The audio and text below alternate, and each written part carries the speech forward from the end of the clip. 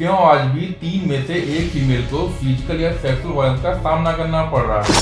हम चांद और मंगल तक तो पहुंच गए, लेकिन लड़कियां शाम को 6 बजे के बाद घर से बाहर क्यों नहीं जा सकती? क्यों घर की बेटियां खुद को अपने घर में सुरक्षित महसूस नहीं कर पा रही हैं? कैसे हमारी सोसाइटी देश की बेटियों को इनकैपेबल बना रही है?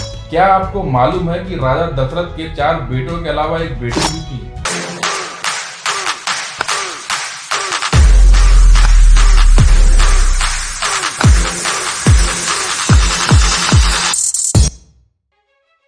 देखिए, हम कितना भी बात कर लें कि देश में बेटियों का सशक्तिकरण किया जा रहा है, बेटियां हर क्षेत्र में आगे जा रही हैं, पर ग्राउंड रियलिटी बहुत ज्यादा अलग है। इंडिया में लैंगिक भेदभाव और महिलाओं के साथ अत्याचार एक आम बात है। आज भी हर 3 में से एक फीमेल को फिजिकल या सेक्सुअल वायलेंस का सामना करना पड़ रहा है। और ऐसा मैं नहीं कह रहा हूँ, ये तो नेशनल हेल्थ एंड फैमिली सर्वे की रिपोर्ट का डेटा बोल रहा है। 6 करोड़ 30 लाख लड़कियों को हमने इस दुनिया में आने ही नहीं दिया, केवल इसलिए कि वो लड़कियां थीं। और ऐसा करके हम उनके साथ तो गलत कर ही रहे हैं, साथ ही जिन फीमेल्स को इन अनवांटेड अबॉर्शन के थ्रू गुजरना पड़ता है, उनके साथ भी अत्याचार कर रहे हैं। अगर डेटा की बात करें तो आज भी डेली बेसिस पे 10 औरतों की जान जाती है केवल अनवांटेड अबॉर्शन की वजह से, जबकि हजारों औरतों को शारीरिक स्वास्थ्य की हानि होती है। कहने को तो हमने चांद और मंगल तक भी कदम रख दिए हैं, लेकिन एक लड़की शाम को 6 बजे के बाद घर से बाहर नहीं जा सकती। और अगर किसी कारण जाना ही है तो उसके साथ घर का एक लड़का जरूर जाएगा, भले ही वो 5 साल का ही क्यों ना हो। ऐसा इसलिए नहीं होता कि बाहर कोई घटना हो जाए तो वो लड़का उस लड़की को बचा ले। ऐसा करके केवल उस लड़की को बताया जाता है कि वो कितनी कमजोर है और वो बाहर किसी का सामना नहीं कर सकती। वहीं लड़के के दिमाग में एक गलतफहमी डाली जाती है कि वो बहुत स्ट्रांग है और वो सबका रक्षक है।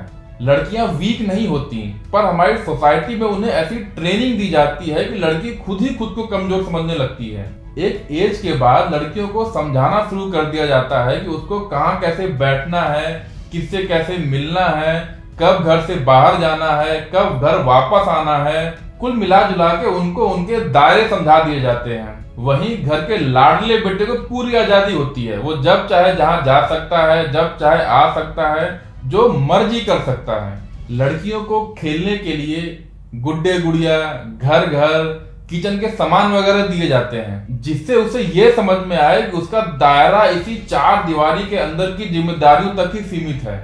वहीं घर के लाडले बेटे के लिए बंदूकें, बाइक, कार, सुपर हीरोज वाले खिलौने आते हैं। इन सब चीजों से हम बच्चों को सिखा क्या रहे हैं? ये खिलौने उन बच्चों की डिमांड नहीं होती, हम उनको इनडायरेक्टली बता रहे होते हैं कि कैसे आगे चल के उनको अपनी सोच एक दायरे के अंदर रखनी है। और बात खिलौनों तक ही सीमित नहीं है।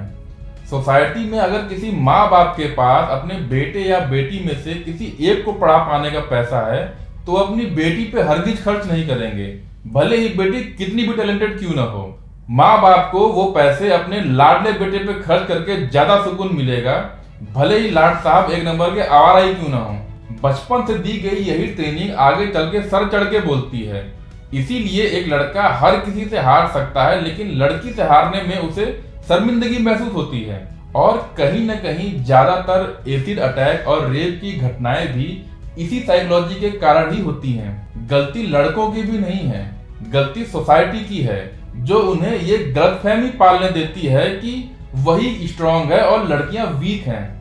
आज भी पारिवारिक संपत्ति में हिस्से के नाम पे लड़की के नाम पे केवल दहेज आता है, वो भी उसके हाथ नहीं, उसके ससुराल वालों के हाथ में आता है। इसके बावजूद हर दिन 19 लड़कियों की जान जाती है केवल दहेज की वजह से। एक लड़की अपने मायके में बचपन से सुनते आती है कि उसको पराये घर जाना है, और ससुराल में तो पराये घर से ही आई है। तो एक्चुअल में लड़की का अपना घर कौन सा है, लड़की को खुद भी नहीं पता। एक तरफ हम लड़कियों पे तरह तरह के बाउंडेशन लगा के उन्हें कुछ करने नहीं देते, लेकिन उनका मजाक जरूर उड़ाएंगे। कुछ जुमले हैं जो हर घर में लड़कों के साथ यूज होते ही होते हैं, जैसे कि कैसा लड़कियों की तरह भाग रहा है, लड़कियों की तरह रो रहा है, लड़की की तरह नाजुक और कमजोर है। वहीं बैठी लड़की ये सब बातें सुन के कैसे अपनी लाइफ में मोटिवेट हो सकती है?